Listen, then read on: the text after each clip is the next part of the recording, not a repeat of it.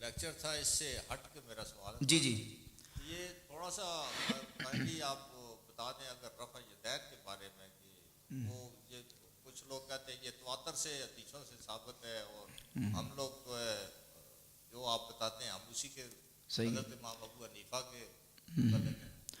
دیکھیں جی رفع یدین کے حوالے سے بنیادی طور پر یہ سمجھیں کہ جو رفع الیدین کے حوالے سے لوگ دعویٰ کرتے ہیں پہلے ان کا مکمل دعویٰ لیا جائے۔ وہ کہتے ہیں رفع یدین بھئی رفع یدین تو کہتے ہیں ہاتھوں کے اٹھانے کو، اب نماز کے شروع میں ہاتھ کو اٹھائیں تو یہ بھی رفع یدین ہے، رکوع جاتے رکوع سے اٹھتے، تیسری رکعت کے شروع میں سجدے جاتے سجدے سے اٹھتے، ہر تکبیر کے وقت ہر اونچ نیچ کے وقت، یہ سارا رفع یدین ہے۔ سوال یہ ہے کہ جو کہتے ہیں رفع یدین وہ کس مقام کی بات کرتے ہیں؟ پہلے وہ مقام جو ہے وہ متعین کریں کہ کن مقامات پہ تواتر کے ساتھ رفع الیدین کرنا ثابت ہے اور پھر نبی کریم علیہ الصلوۃ والسلام سے وصال اقدس تک ثابت ہے۔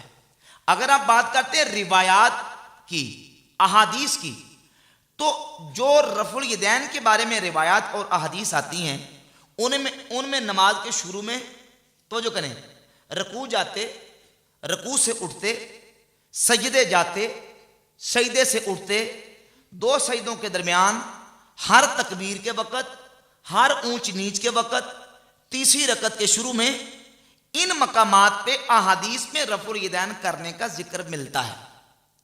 اب سوال یہ ہے کہ جب ان تمام مقامات پہ کرنے کا ذکر ملتا ہے لیکن جو اس بات کا بہت زیادہ جو نا وہ چیلنج کر کے نڈورا پیڑتے ہیں وہ تو کرتے ہیں صرف رکوع جاتے رکوع سے اٹھتے، اور تیسری رکعت کے شروع میں نہ سجدے جاتے کرتے ہیں، نہ سجدے سے اٹھتے وقت کرتے ہیں، نہ سجدے کے درمیان کرتے ہیں، نہ ہی وہ ہر اونچ نیچ اور ہر تکبیر کے وقت کرتے ہیں۔ تو سوال یہ ہے کہ وہ جو چھوڑتے ہو ان مقامات پہ وہ کس دلیل کے ساتھ چھوڑتے ہو، وہ کیوں چھوڑتے ہو؟ تو یقیناً وہ یہی کہیں گے کہ بھئی ان مقامات پہ نبی علیہ السلام نے چھوڑ دیا تھا۔ بات سمجھ آ رہی ہے؟ ہم کہیں گے جب سجدے جاتے اور سجدے سے اٹھتے چھوڑ دیا تھا تو نبی کریم علیہ الصلوۃ والسلام نے رکوع جاتے اور رکوع سے اٹھتے وقت بھی چھوڑ دیا تھا۔ دلیل اس کے اوپر سیدنا عبداللہ ابن مسعود رضی اللہ تعالیٰ کی جامع ترمذی میں 257 نمبر حدیث ہے کہ سیدنا ابن مسعود رضی اللہ تعالیٰ عنہ فرماتے ہیں الا اصلی بکم صلاۃ رسول اللہ صلی اللہ علیہ وسلم، کیا میں تمہیں رسول اللہ صلی اللہ علیہ وسلم کی نماز پڑھ کے دکھاؤں؟ فصلی فلم یرفع یدیہ الا فی اول مرۃ، حضرت سیدنا عبداللہ ابن مسعود نے نماز پڑھ کے دکھائی تو صرف اور صرف نماز کے شروع نماز میں رفع یدین کیا، باقی نہ رکوع جاتے نہ رکوع سے اٹھتے، نہ سجدے جاتے نہ سجدے سے اٹھتے، نہ تیسری رکعت کے شروع میں باقی کسی مقام پہ رفع یدین نہیں کیا، اور نماز پڑھ کے بتا دیا کہ یہ رسول اللہ صلی اللہ علیہ وسلم کی نماز ہے۔ سیدنا عبداللہ ابن مسعود رضی اللہ عنہ کی حدیث کو امام ترمذی نے بیان کیا اور کہا کہ حدیث ابن مسعود حدیث حسن وبہ یقول غیر واحد من اہل العلم من اصحاب نبی صلی اللہ علیہ وسلم، کہا کہ یہی کہا ہے نبی کریم علیہ السلام کے اہل علم کثیر صحابہ نے والتابعین اور کثیر اہل علم تابعین نے، اور یہی نظریہ اہل کوفہ کا، یہی سفیان ثوری کا جو عبداللہ ابن مسعود رضی اللہ تعالیٰ بیان کر رہے ہیں۔ اور اس سلسلے میں سیدنا براء ابن عازب رضی اللہ تعالیٰ عنہ سے بھی ایک حدیث موجود ہے، امام ترمذی فرماتے ہیں، اور وہ براء ابن عازب رضی اللہ تعالیٰ سے سنن ابی داؤد میں اور مسند یعلا میں اور دیگر حدیث کی کتابوں میں حدیث موجود ہے کہ براء ابن عازب رضی اللہ تعالیٰ فرماتے ہیں کان نبی صلی اللہ علیہ وسلم اذا کبر لافتتاح الصلاۃ رفع یدیہ، جب نبی کریم علیہ الصلوۃ والسلام نماز شروع کرتے اپنے دونوں ہاتھوں کو اٹھاتے حتیٰ کہ آپ کے انگوٹھے کانوں کی لو کے قریب ہو جاتے،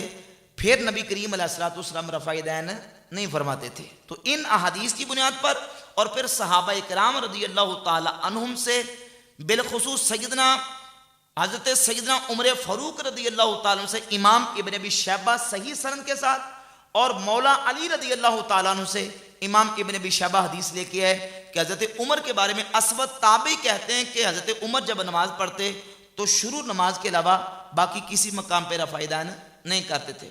مولا علی بھی نماز شروع کرتے تو شروع نماز کے علاوہ باقی مقام پہ رفع یدین نہیں کرتے تھے. سیدنا عبداللہ ابن مسعود جلیل القدر صحابی شروع نماز کے علاوہ باقی مقام پہ رفع یدین نہیں کرتے. مولا علی اور مولا علی کے شاگرد اور عبداللہ ابن مسعود اور عبداللہ ابن مسعود کے تمام شاگرد وہ نماز میں رفع یدین نہیں کرتے. امام شافعی نماز میں رفع یدین نہیں کرتے. کثیر اجلہ تابعین بڑے بڑے وہ تابعین جو صحابہ کرام کے دور میں فتوے دیا کرتے تھے وہ تابعین بھی نماز میں رفع یدین نہیں کرتے.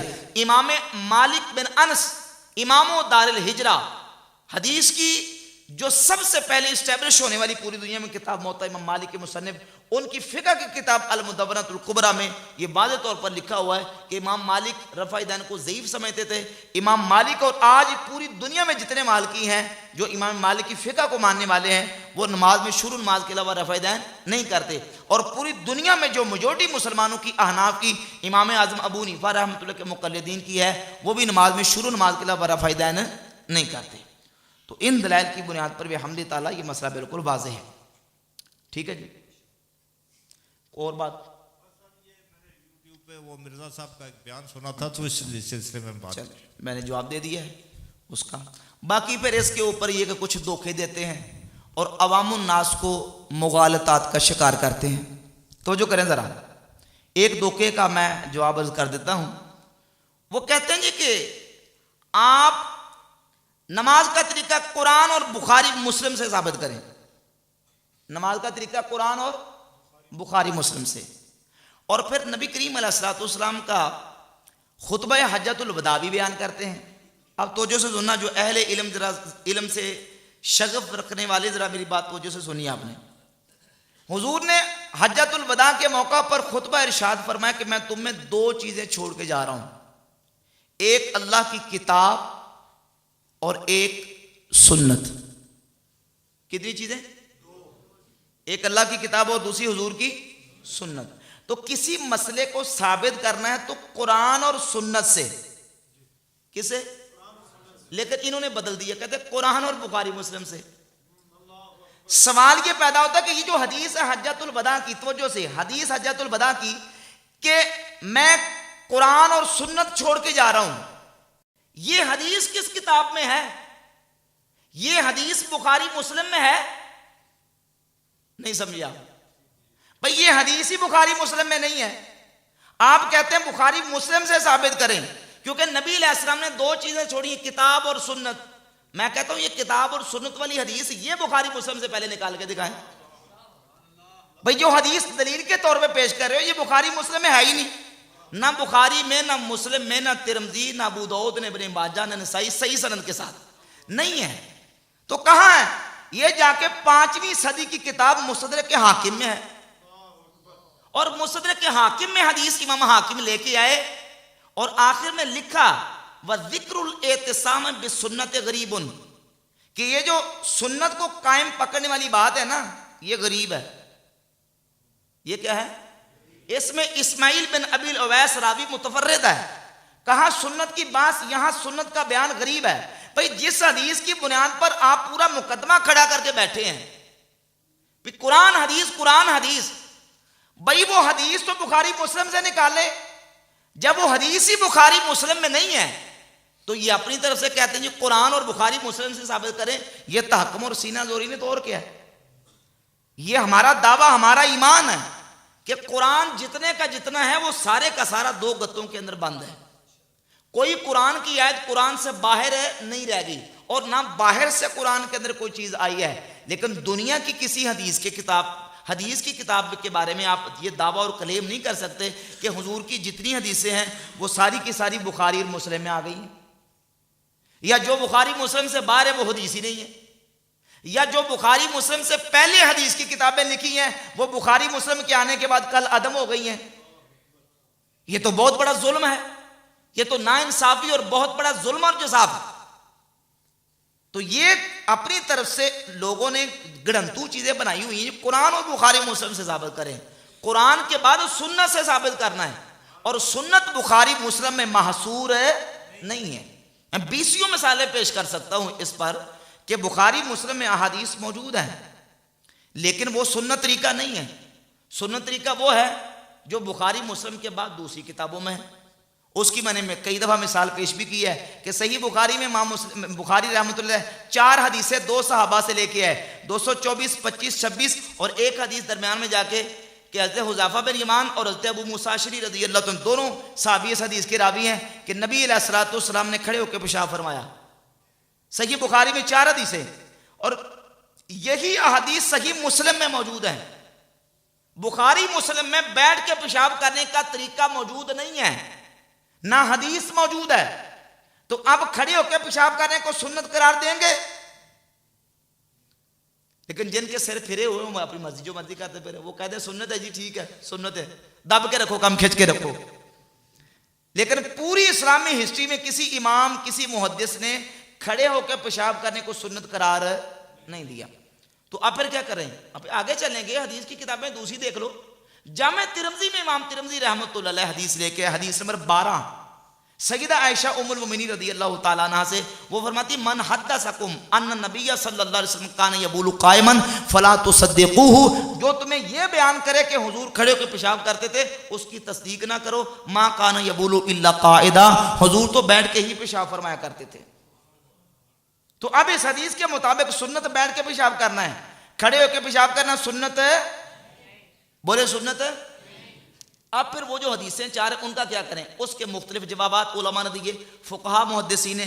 بعض نے کہا کہ وہ عمل اور طریقہ منسوخ ہو گیا، بعض نے کہا وہ احادیث مرجوح ہیں، یہ حدیث راجح ہے، بعض نے یہ کہا کہ وہ کسی جو نا وہ بیماری کی حالت میں رخصت کے طور پر تھا، اور سنت طریقہ جو ہے وہ سیدہ عائشہ کی حدیث کے مطابق ہے بیٹھ کے پیشاب کرنے کا۔ بعض نے اس کو منسوخ قرار دیا، اور منسوخ کے حوالے بھی میں پیش کر سکتا ہوں۔ تو توجیحات کر کے ان احادیث کا جواب ضرور دیا ہے، لیکن ان احادیث کے مطابق عمل کرنے کو سنت قرار نہیں دیا۔ اور اتفاق کی بات یہ ہے کہ رفع یدین کی بھی امام بخاری 2 صحابہ سے 4 ہی حدیثیں لے کے آئے ہیں، مرفوعاً جو لے کے آئے 4 حدیثیں۔ تو اب اسی طریقے سے اور بے شمار مثالیں پیش کی جا سکتی ہیں کہ یہ کوئی قاعدہ ضابطہ اصول نہیں ہے، یہ سینہ زوری سے اور اپنے تحکم سے انہوں نے بنا لیا ہے کہ قرآن اور بخاری مسلم سے۔ بھائی کیوں قرآن اور بخاری مسلم کا آپ کسی کو محصور اور جو نا وہ محدود کیوں کرتے ہیں؟ قرآن اور سنت سے۔ مسئلہ کیسے ثابت کرنا ہے؟ قرآن اور سنت رسول صلی اللہ علیہ وآلہ وسلم سے۔